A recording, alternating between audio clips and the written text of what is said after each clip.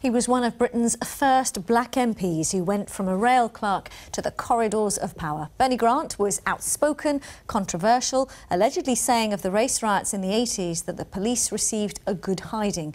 But to others, he was an uncompromising civil rights campaigner. Now, 17 years after his death, the Tottenham MP is to be immortalised with his own portrait in Parliament.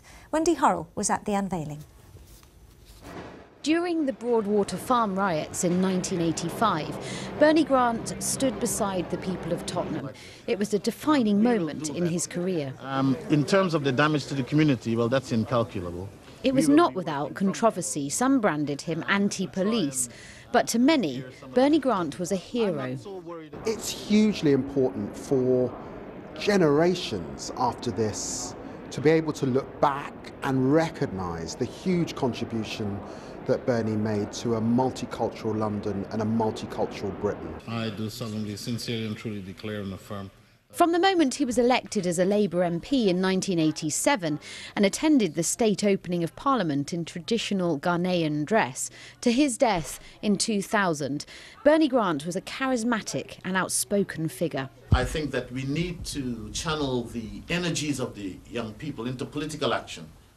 The job of immortalising him in an artwork fell to this Tottenham artist, who had to find ways to get to know his subject without ever having met him.